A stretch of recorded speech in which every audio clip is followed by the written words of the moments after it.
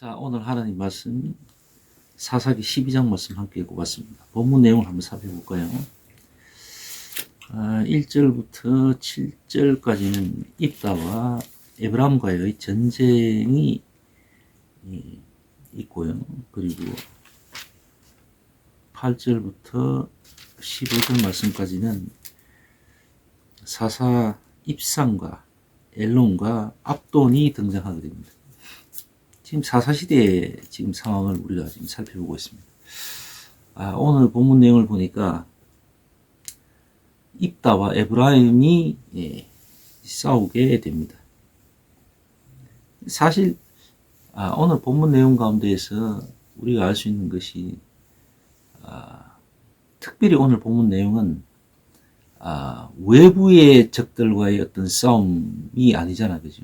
이거는 이제 내부에서 이제 편이 갈라지고 이제 싸움이 일어나는 그런 경우로 이제 우리가 이해를 해야 됩니다.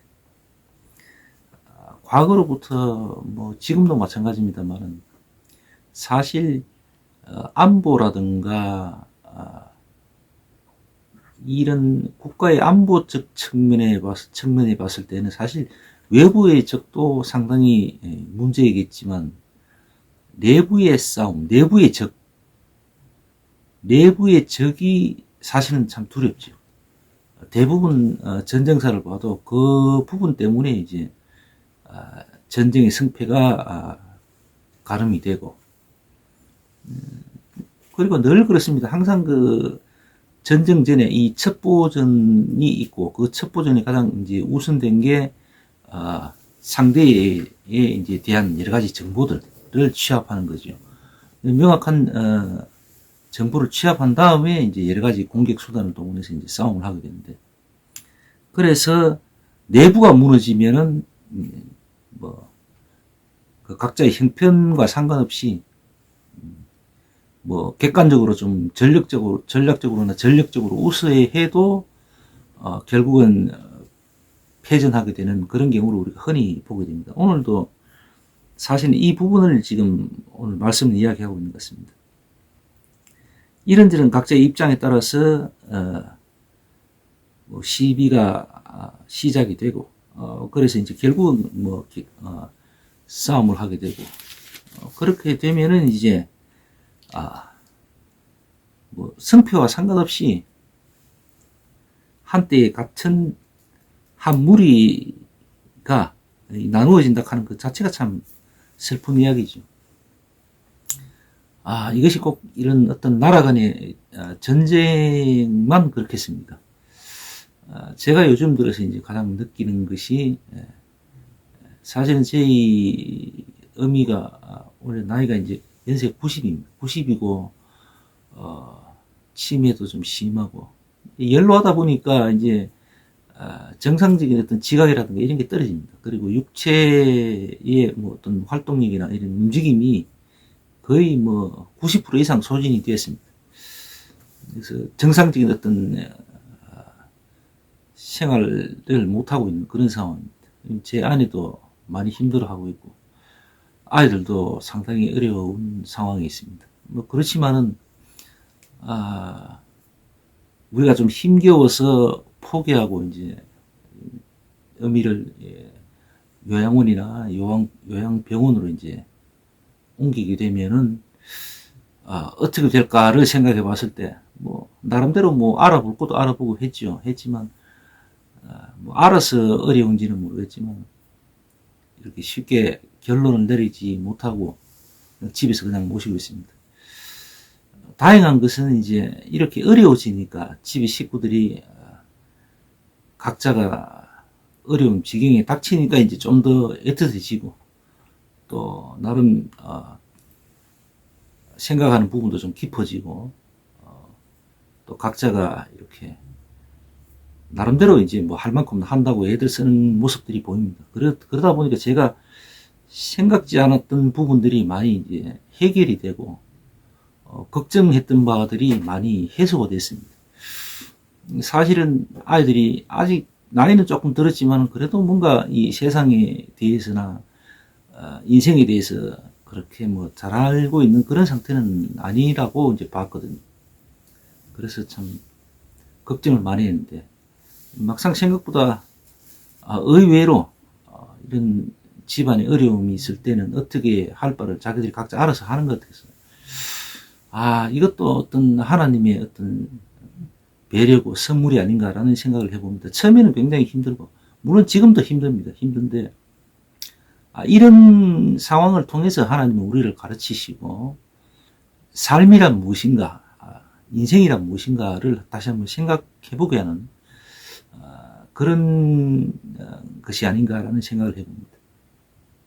제 의미가 이제 막상 이렇게 상황이 닥치니까 이제 하긴 하는데 사실 그전 얼마 전까지만 해도 그래도 조금 움직이고 하실 때는 이렇게까지는 생각을 못했습니다. 제 주위를 돌아봐도 부모님들이 연로해지고 이제 뒤치 처리까지 이렇게 하기가 어려워서 요양원이나 뭐 요양병원으로 모시는 분들이 참 많더라고요. 근데 우리는 때를 놓쳐서 그런지 어떤지는 모르겠지만 지금까지 계속 이어지고 있는데 과거에는 이런 사회적인 어떤 기반이나 뭐 이런 것들이 부족했기 때문에 각자들 집에서 이제 부모님을 끝까지 이제 모셨잖아요. 그죠? 다들 웬만하면. 예전에 뭐 어른들 말씀이 이제 뭐 나이 들어서 어떻게 된다라는 이야기를 쭉쭉 어설프게 귀로 듣긴 했는데 그게 이제 내 문제가 아니니까 그렇게 뭐 생각 없이 그냥 받아들이고 흘려버리고 이랬는데 과거에는 우리 조상님들, 우리 부모님들이 어떻게 부모의 부모님들을 어떻게 모셨을까라는 것을 이제 알게 되는 거죠. 알게 되고 그때는 그 심정들이 어땠을까라는 걸 이제 좀 압니다. 알게 되고 좀 더 먹이를 숙이고 세상을 바라보고 살아야 되는 것이 맞겠다라는 생각을 해봅니다. 뭐 잘 살고 못 살고를 떠나서 또 권력이 있고 없고를 떠나서 자신도 물론이거니와 부모님들 뿐만 아니라 모든 사람들이 나이를 먹게 되잖아요. 피할 수 없는 상황입니다. 그리고 결국은 자기들이 그것을 정성껏 끝까지 책임을 지고 모시든지 아니면은 뭐 돈으로 해결한다든지 뭐 둘 중에 하나를 선택을 해야 됩니다. 그래서 이것저것 상황을 보니까 뭐 그런 시설로 부모님을 모시는 게 서로 간 좋다라는 생각을 가지고 그렇게 보내신 분들도 있고 우리같이 아직까지 그 시설이나 또 그러니까 제3의 손을 의탁하기에는 우리가 용기가 나지 않아서 그렇게 못하고 부모님이니까 우리가 해야 된다는 생각을 갖고 있는 사람도 있을 거고 하여튼 그럴 겁니다. 어쨌든 이렇고 저렇고 간에 참 안타까운 우리의 입장이죠. 그러나 이건 누구 하나 예외 없이 다 있게 된다는 거, 맞게 된다는 거.